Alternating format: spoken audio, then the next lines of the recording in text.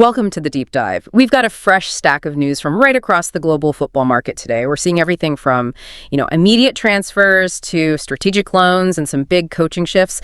So our mission really is to get behind these specific moves. We're talking multi-million-pound offers, we're talking decade-long contracts, and to give you a real sense of the market's current priorities, we want to look past the headlines and analyze the real valuations here. Exactly. And the thing is, the numbers and the clauses, they are never accidental. When you really look at the price gaps, the negotiation tactics, you see a club's long-term philosophy. It's all laid bare.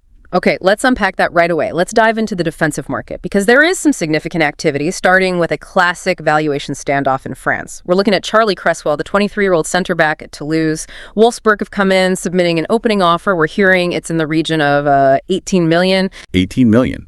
It sounds substantial, and it is, for an opening bid. But here's the key bit of context. Our sources are suggesting that Toulouse is, deeply skeptical that this offer is even in the ballpark. So a big valuation gap right from the start. A palpable one. It tells us Wolfsburg is trying to set a low anchor point, a classic opening move in a negotiation. So what's driving Toulouse's high expectation then? Is it just about his potential, or is there something else at play? It's a bit of both, really. First, Cresswell is an England youth international. That pedigree alone, it always inflates the value. Especially with Premier League clubs looking on. Precisely. We know West Ham was very keen back in January after missing out on him last summer. Toulouse knows this. They know they're holding an asset that's coveted by the richest league in the world. So for them, 18 million is just noise. It's an opening gambit. It acknowledges interest, but it doesn't meet what they feel the market price is. They're holding firm, basically betting that a higher offer from England is, inevitable. That really sets the temperature for the window. Okay, sticking with defenders, let's look at Zaid Romero. He's moving very quickly from Club Brugge to Getafe in Spain. Yeah, and this one is structurally fascinating because of what it lacks.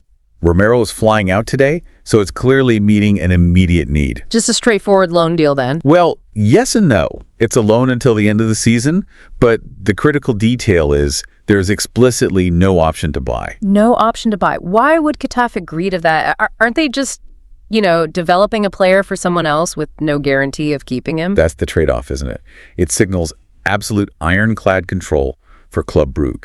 They see Romero as a core asset for their future. And Getafe just needs a body for 6 months. It seems like they have an injury crisis or some sudden tactical gap that overrides that desire for long-term control. They're accepting a temporary fix to stabilize their backline now. For Brugge, it's a win-win. The goal is clear. Player development. He gets high-level minutes in La Liga, his market value ideally goes up, and he comes back to Belgium in the summer, either ready for the first team or ready to be sold for a much higher fee. It protects the asset completely. That tactical control is fascinating. But let's move from protecting assets to acquiring them, where the numbers just get explosive. I'm talking about the Brazilian striker market. This is where we see clubs throwing, just astronomical figures at young talent. Let's start with the 19-year-old Ryan from Vasco da Gama. Bournemouth have suddenly jumped into this race. Apparently, they see him as the replacement for Antoine Semenyo, who's off to Manchester City. Ryan was a, quote, revelation last season, and his release clause reflects that. It's an incredible £69 million. 80 million euros. Yeah. That number is just a deterrent, really. It's designed to keep casual callers away. So where does the real negotiations start? It starts with what we call the masking price. Yeah. Our sources say Vasco has set their actual discussable price, the starting point for serious talks, at 43.5 million or 50 million. Okay, 50 million. And Bournemouth's opening position? They're prepared to offer 30 million, about 35 million. 30 million pounds. Yeah, and we should just pause and appreciate the scale of ambition there. Bournemouth, a club not typically seen as one of the giants, prepared to put up 35 million for a teenager. That's a massive statement. But there's still a huge, 15 million gap between that asking price and the offer. What does that tell us? It tells us we're in a sophisticated game of chicken. Vasco knows the market for this type of player is overheated, so they anchor it high at 50. They know it's aspirational. And Bournemouth comes in with a serious offer, but one that says, we're going to negotiate. Exactly. They're signaling they expect to meet somewhere in the middle. Maybe they'll sweeten the deal with big add-ons or a future sell-on clause for Vasco. This is just a new reality, betting tens of millions on potential. It's a huge gamble. Now let's flip this around and look at Vasco da Gama's own business. While they're fighting to get 35+ million for Ryan, they're trying to fill their own priority striker role. They're chasing Brenner from Udinese, and their opening offer for him came in below the asking price.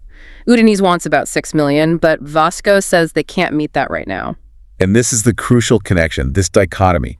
Demanding 50 million for your prospect while struggling to find 6 million for your immediate need, it tells you everything about their financial constraints. But Brenner is their main target, right? He's their plan A, recommended specifically by Fernando Diniz. When a coach puts his name on a plan A, the pressure is on the club to deliver. So Udinese holds all the cards? Not necessarily, because the other key detail is that Udinese is reportedly not counting on Brenner. He's surplus to requirements. That's the leverage Vasco has. Okay. So the seller is willing. The seller is willing, even if they won't accept a lowball offer. When you have a buyer with high need but low funds, and a seller with low need but a firm price, you usually find a middle ground. Vasco is betting that Udinese would rather cash in now. Okay, let's pivot from these volatile prices and talk about something a bit more concrete. Stability. We're seeing clubs make long-term decisions to lock down key talent, starting with Giuliano Simeone at Atletico Madrid. He's just signed a new contract, and the key detail is the length. It runs until 2030. That extends his current deal by 2 years. Until the end of the decade. I mean, that is more than just security. It's a massive statement about Atleti's future structure and their financial strategy. He'll be 28 when it ends. He's a regular starter now, so I assume he's getting a proportional pay rise. Oh, for sure. But locking a core player into a deal that long? For accounting, it amortizes his value over the longest possible term. That is absolutely vital for financial fair play. It keeps his cost on the books lower for longer. So it's not just rewarding the player, it's about insulating the club from the market. Absolutely. Think about market inflation. If Simeone keeps improving, his value is just going to skyrocket. By securing him to 2030 now, Atleti shields themselves from having to renegotiate every couple of years with ever-increasing wage demands. It gives them a foundation to build on. Certainty. Total certainty. It eliminates all that annual speculation. Okay, so from that kind of long-term certainty to a much more immediate tactical fix, Tottenham Hotspur have moved to solve a pretty glaring issue by bringing in 𝗕𝗲𝗴𝗂𝗀𝗃 as an assistant coach. And he has a very specific mission, right? A razor-sharp mission.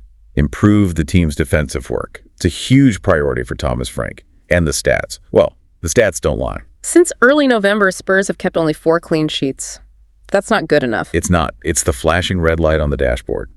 It confirms that all their attacking flair isn't enough to sustain a challenge if the foundation is brittle. And 𝗕𝗃 is the man to fix it. Well, his profile is perfect for this kind of emergency stabilization. Yes, he had that brief, frustrating spell as Ajax manager, but you have to look at his work before that. With Arne Slot at Liverpool. Exactly. He was a key assistant coach during their 2024-25 title-winning campaign. You're not just hiring a generalist. You're hiring the guy who helped organize a recent title-winning Premier League defense. That specific, proven expertise is what Spurs need right now. A targeted hire for a targeted problem. It makes perfect sense. All right, finally, let's look at the Premier League loan game, which seems to be evolving. We're looking at the Argentinian international Facundo Buonanotte moving to Leeds. Leeds have got him on loan from another top-flight side, Brighton. But the duration is what's really interesting here. This isn't a 6-month deal. It runs until the end of the 2025-26 season. Almost 2 full years. And this is where we have to contrast it with that Romero deal we talked about earlier. Right, where Club Brugge kept total control with this short loan. Yeah. Here, Brighton is letting go of a player who already has 50 appearances for them for a much longer period. Why do that? Why not just keep him in-house or send him somewhere for easier minutes? Because he's already passed that test. Remember last season? He was on loan at a struggling Leicester City and was a standout player. Scored 6, assisted 3. So he's proven he can handle the pressure. He's proven he could perform in a really demanding environment. Sending a young player to a team in a relegation battle is the ultimate test of character. He passed. And this move to Leeds is the next step. It's the final phase of his development. Brighton believes he needs consistent, high-pressure Premier League minutes, and this 2-year loan provides that stability. They're effectively confident that in 2026, he'll come back as a polished, battle-tested Premier League starter ready to go. It's a high-trust, very calculated move. So when we pull all this together, What does it all mean? In this deep dive, we've seen everything from huge price tags on potential, like Ryan, to the strategic long-term contracts like Simeone's, and these immediate tactical fixes like 𝗬𝗲𝗺 at Spurs. What's the thread connecting it all? I think what stands out most clearly across every single one of these deals is the inherent asymmetry of the global football market. You have clubs that are flush with cash when they're selling potential. Like Vasco with Ryan. Right. But those same clubs seem almost cash poor when they need to buy an immediate solution. Like Vasco with Brenner. Exactly. And so here's a final thought for you to mull over. If Vasco da Gama is demanding a asking price of $50 million for Ryan, while at the same time they're battling to save maybe $1 million on their own Plan A target, Brenner, what does that tell you? What does it reveal about the economic pressures in the market? Which club, Vasco the seller of potential or Udinese the seller of a surplus player, really holds the true negotiating power here? Something to think about as these deals unfold.